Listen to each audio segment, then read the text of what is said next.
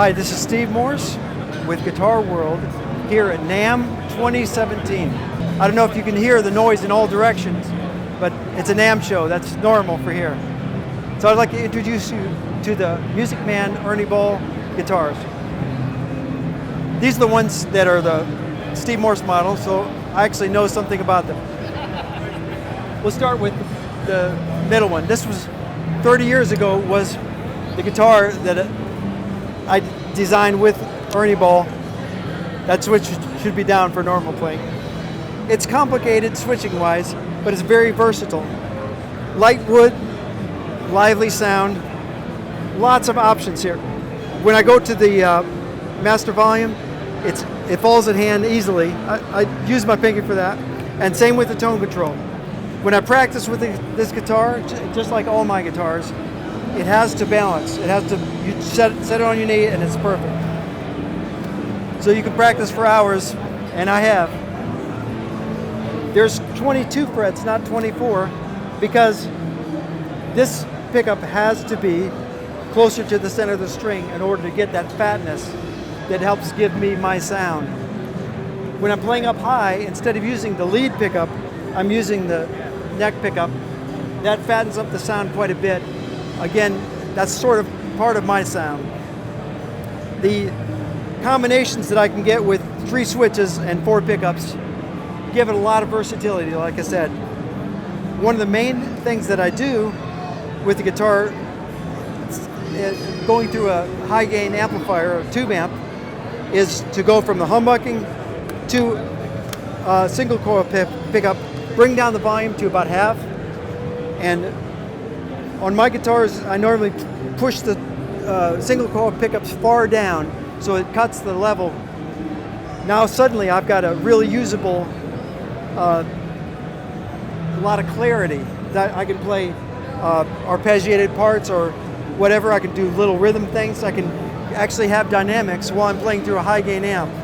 Then just like that, that's all you need to do, and you're back full volume.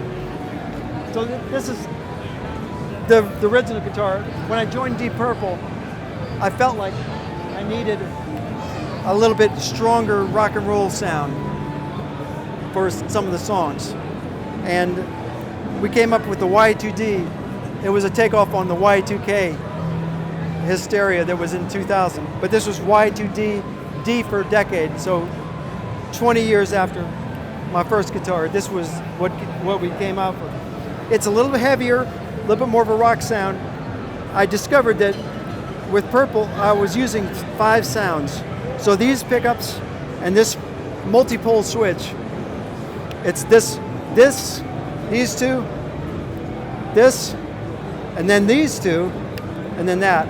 You can't do that wiring with a normal 5-way switch. So that's why it's a multi-pole switch. Clear pickguard so you can see everything. Pickguard's important for me for spacing the hand, not just for protecting the finish. And once again, when you go to practice, just set it on your knee and leave it. It's balanced. The same deal with the frets. This pickup needs to be here, and you can't do that with 24 frets. So that's part of the sound. If I need to play a high E, I'll just bend it. No big deal. Tone and volume right where you want them. So this is a great guitar for somebody playing rock. And over here, because I took over playing some of the classic tunes that Ritchie Blackmore did in Deep Purple. Since we still do a lot of those songs, I needed a whammy bar guitar that was easy for me to play. The best solution was to simply incorporate a floating bridge,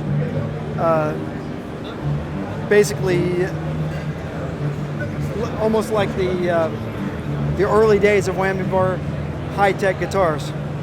It works perfectly for me, stays in tune really well, has a slightly different sound, of course, because it's a different bridge. But this is the guitar they use for about 3 Deep Purple tunes in a typical set. And this is a guitar that I use for maybe 7 or 8 songs in a typical Deep Purple set. And I do like a little solo section with my old #1 from 30 years ago. This is a quilted maple top, and again, the finish was so beautiful, I asked them to put clear pick guards on these, just so people can see the workmanship.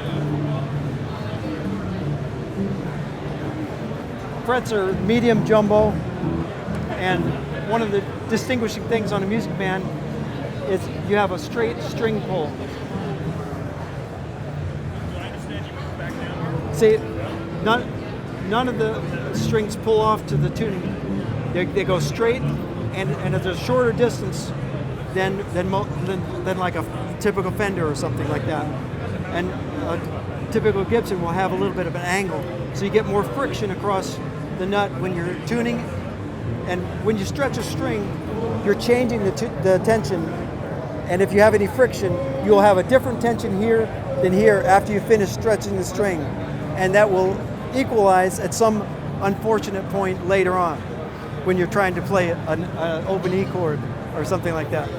So this also has a compensated nut, with the fulcrums and the ramps slightly different in order to accommodate the fact that the wound string is different from the unwound string. Anyway, this is all adjustable and very versatile guitar.